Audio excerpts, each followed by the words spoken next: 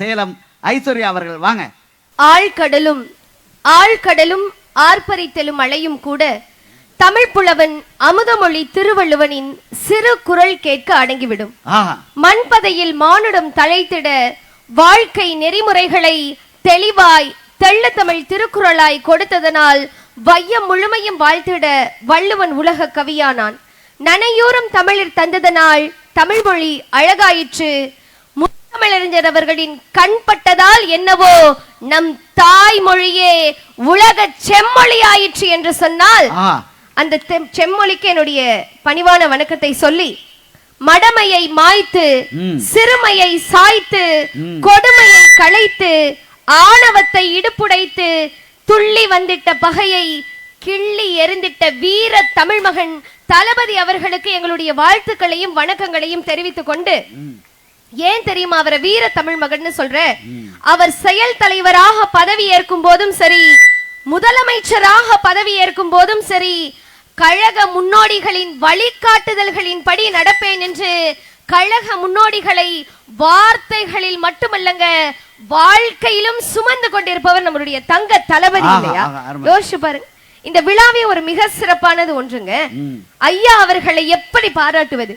Marathon சாதனையை போற்றுவதா, மருத்துவப்புறை சாதனையை போற்றுவதா, மாபெரும் நிகழ்ச்சிகளில் வெற்றி கண்ட சாதனையை போற்றுவதா, மக்கள் தொண்டனாக இருந்து சிறந்து விளங்குவதை போற்றுவதா, தொண்டர் போலவே என்றைக்கும் எளிமைக்கு இளமையாக எளிமைக்கு இலக்கணமாக இருக்கக்கூடிய மாண்புமிகு அமைச்சர் அவர்களையும் பணிந்து வணங்கி, நடுவர் அவர்களே ஒரு அருமையான தலைப்பு கொடுத்திருக்கீங்க. அதாவது தரணியை ஆண்ட தங்க தலைவர் முத்தமிழ் அறிஞர் நம்மளுடைய டாக்டர் கலைஞர் அவர்களை நிலைத்த புகழுக்கு காரணம் இலக்கிய வானமா அரசியல் ஞானமான்னு கொடுத்திருக்கீங்க. அவ்வளவுதானே? நான் ஒண்ணு சொல்ல வாங்க. முத்தமிழறிஞர் அவர்களை பற்றி பேசுவதை பெருமை நடுவர் அவர்களே. ஏன் தெரியுமா? முத்தமிழறிஞர் யார் தெரியுமா? ஆதாயம் தேடாத ஆகாயம், சூறாவளிக்கும் சுயமரியாதையை கற்றுத்தந்தவர். தட்டாராய் இருந்த தமிழினத்தை யாரும் தட்டாராய் ஆக்கிய தந்தை பெரியாரின் தடி ஊன்றிய இடம் யாவும் நம் முத்தமிழறிஞரின் தன்மானம் வேறொன்று இருக்கும்னு சொன்னா சாதாரணப்பட்டது இல்லங்க. நம்மளுடைய கழகம் திமுக என்கிற கழகம் சாதாரணப்பட்டதாங்க. ஒவ்வொரு கல்லாய் அடுக்கி செதுக்கிய கோட்டை, காணல் வெளிப்பரப்பில் சமூகம் பற்றிய கனவுகளை எல்லாம் சுமந்து கட்டிய கோட்டை, தணலை சூழ்கொண்ட கனல் போன்ற வேதனைகளை எல்லாம், கோபங்களை எல்லாம், அவமானங்களை எல்லாம் எள்ளி நகையாடிய விஸ்வரூபம். அதனுள் அடைக்காத்தார் சமூகம் வெள்ள திட்டங்களைங்க. மொழியை காத்தார், இனமானம் காத்தார், சமூகத்தில் திருப்பம் நிகழ்த்த துடித்தார், இரவு பகலாய் ஓய்வறியா சூரியனாய் உழைத்தார். அவரை பற்றி 2 வரியில சொல்லவா? கருப்பில் கருப்பில் குருதி சிவப்பை எழுதி விருப்பில் தியாகம் புரிந்து பேனா மையில் கூட அவர் தீட்டியது அரசியல் பற்றிய திட்டங்களை தான் சொன்னா அதை மறுக்க முடியுமா உங்களால? ஏங்க அவர் யார நினைச்சீங்க? அவருடைய எழுத்து பேச்சு சொல் எல்லாமே சமூகம் சார்ந்ததாக இருக்குங்க. நாங்க என்ன அவருடைய எழுத்துக்கு எதிரியா? நாங்க அவருடைய எழுத்துக்கு முதல் ரசிகைங்க. அழகா அறந்தாங்கி நிஷா அவர்கள் சொன்னாங்க அவருடைய எழுத்துக்கள் பத்தி. கலைஞர் அவர்களுடைய இலக்கியத்தில் 2 விஷயம் இருக்கும் நடுவர் அவர்களே. ஒன்னு வேர்ட் கான்சியஸ்னஸ் இருக்கும், அதாவது சொல்லுணர்வு இருக்கும். 2வது வேர்ல்ட் கான்சியஸ்னஸ் இருக்கும், உலகுணர்வும் கலந்து இருக்குங்கிறது தானே நடுவர்களே அதுல பெருமை. அரியாசனத்திற்கு வாழ்க்கை தந்தது கலைஞர் அவர்களுடைய அரியாசனம் தானே நடுவர் அவர்களே. மக்களுக்கு சத்துணர்வை தந்தது வேண்டுமானாலும் உங்களுடைய இலக்கியமாக இருக்கலாம், மக்களுக்கு சத்துணர்வை தந்தது வேண்டுமானாலும் உங்களுடைய இலக்கியமாக இருக்கலாம். ஆனால் மக்களுக்கு சத்துணவை தந்தது அவருடைய அரசியல் ஞானம் தானே நடுவர் அவர்களே. வைக்கோல் மட்டுமே நமக்கென்று இருந்த உழவனுக்கு வாழ்க்கை தந்தது அவருடைய அரசியல் ஞானம் என்பதை மறந்துடக்கூடாதுங்க. அழகா சொல்லுவாரு பாவேந்தர் அவர்கள் தான், தன் பெண்டு தன் பிள்ளை சோறு வீடு சம்பாத்தியம் இவை உண்டு தானுண்டென்போன் சின்னதொரு கடுகும் போல் உள்ளம் கொண்டோன்னு சொல்லுவாங்க. அப்படின்னா அந்த பாவேந்தர் அவருடைய கூற்றுக்கு வாயிலாக மக்களுக்காக வாழ்ந்தவர் நம்முடைய டாக்டர் கலைஞர் அவர்களுங்க. சட்டமன்றத்தின் வாயிலாக கலைஞர் ஆற்றிய சமூக நலப்பணிகள் அரசியல் வரலாற்றில் எந்த ஒரு அரசியல்வாதியும் எட்ட முடியாத அளவுக்கு உயரமான சாதனை இல்லையா நடுவுலே? 1 2 எத்தனை விஷயத்த சொல்றதுங்க. இந்தி எதிர்ப்பு சிந்தனைகளை சட்டமன்றத்துல பேசியிருக்காருங்க.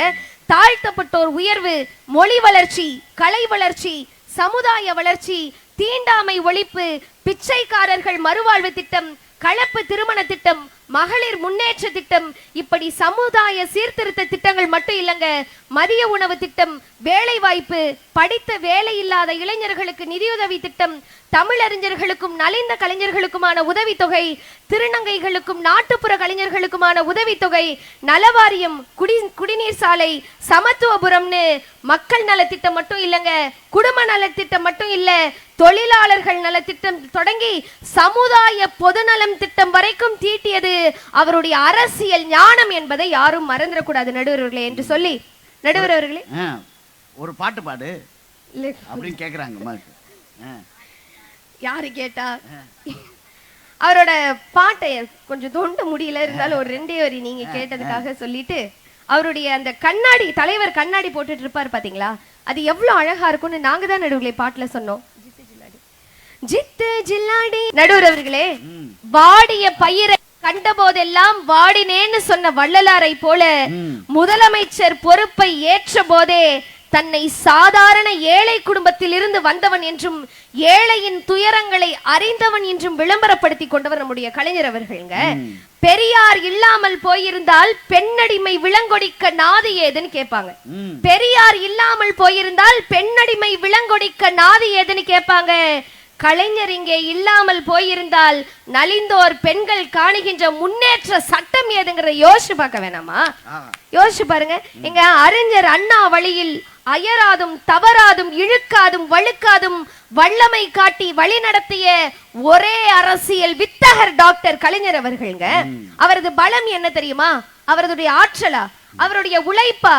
இது மட்டும் இல்ல நடுவர் அவர்களே, ஒரு தலைவன் அரசியல் கட்சி தலைவனாக எப்படி இருக்க வேண்டும் என்பதற்கும் சரி, ஆட்சி தலைவராக எப்படி இருக்க வேண்டும் என்பதற்கும் சரி, ஒரே எடுத்துக்காட்டு நம்மளுடைய முத்தமிழறிஞர் ஐயா இல்லையாங்க.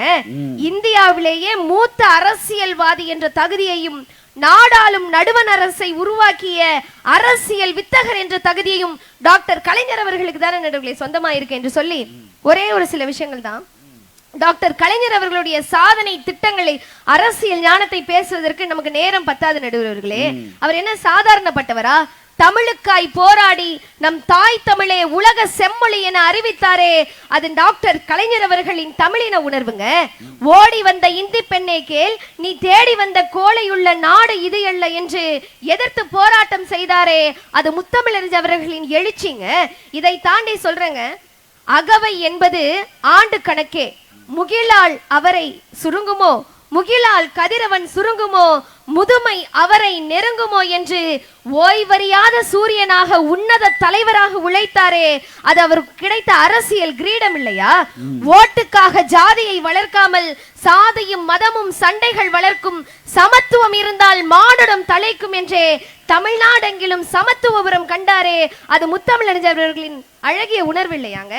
பெருமழை அடித்தால் தாங்கிடா மண் சுவற்று கூரை வீடுகளை இடித்து மனம் கண்டு மனம் நொந்து கான்கிரீட் வீடுகளாக்கிட கலைஞர் வீட்டு வசதி திட்டம் தந்தாரே, இதுவே அவருக்கு அரசியல் திட்டத்துக்கு ஞானத்திற்கு கொடுத்த உதாரணம் இல்லையா நடுவர்களே என்று சொல்லி ஒரே ஒரு விஷயம் மட்டும்தான் நடுவர்களே, நேரமின்மை காரணம் கருதி கலைஞர் ஐயாவை பத்தி சொல்லணும் அப்படின்னா, அவர் வையம் புகழும் தமிழ்ஞானி, கையில் திகழும் எழுத்தாணி, கழகத்திற்கு அச்சாணி, பன்முகத்துறையின் எழிற்கூடம், பல்கலைக்கழகம் என்றே பார் போற்றி புகழ்பாடும், கற்பனை சிந்தனையில் கலந்தோடும், கவிதைகள் வார்த்தையில் வழிந்தோடும், பெரியாரின் மனம் வாங்கி பேரறிஞரிடம் குணம் வாங்கி அஞ்சுக அன்னை பெற்றெடுத்தார் 1000 திங்கள் சுமை தாங்கி, அத்தனை கோடி தமிழருக்கும் முத்தமிழறிஞரே சுமை தாங்கி, ஆண்டுகள் 1000 கடந்தாலும் ஆண்டுகள் 1000 கடந்தாலும் அவரை நினைக்கும் மனிதகுலம், ஆருயிர் தலைவனை வணங்கும் நமக்கு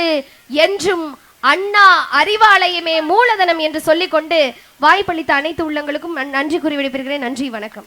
மிக அற்புதமாக பேசிய ஐஸ்வர்யாவுக்கு நன்றி சொல்லி, இலக்கிய ஞானமா அரசியல், இலக்கிய வானமா அரசியல் ஞானமா என்கிற ஒரு தலைப்பு தலைவருடைய நிலைத்த புகழுக்க காரணம். ஆனால் இன்னைக்கு பக்ரீத் இல்லையா? பக்ரீத்து உண்மையாகவே சொல்லப்போனால் எவ்வளோ சட்டங்கள், எவ்வளோ பிரச்சனைகள் நம்ம வந்த போதெல்லாம் கூட மனித நேயத்தை மறக்காத ஒரு தலைவர், வேகம் என்ற வெள்ளி முளைத்து சாதி மத பித்து என்ற சனி துளைந்தால்தான் சமத்துவம் என்ற ஞாயிறு பிறக்கும் என்று சொன்ன அந்த தலைவர், நாட்டுக்குள்ள நாய்கள் நரிகள் நாகூர் அனிபா அவர்கள் பாடியிருப்பாங்க. உலகத்திலேயே என்றைக்குமே மனிதர்கள் மதிக்கிற தேசம்தான் மிகச்சிறந்த தேசம். மத சாயங்களுக்கு இடம் தராமல், சாதி மத பூசல்களுக்கு இடம் தராமல் இலக்கியத்தில் என்ன எழுதினாரோ அதை வாழ்க்கையில் நடத்தி காட்டிய ஒரு தலைவர் உண்டென்றால் இலக்கியமும் அவருடைய வாழ்க்கையும் அரசியலாகவே பட்டது. அதனால் இலக்கிய ஞானமுள்ள அரசியல் தலைவர் என்று சொல்லி அற்புதமான உங்களுடைய வாய்ப்புக்கு நன்றி சொல்லி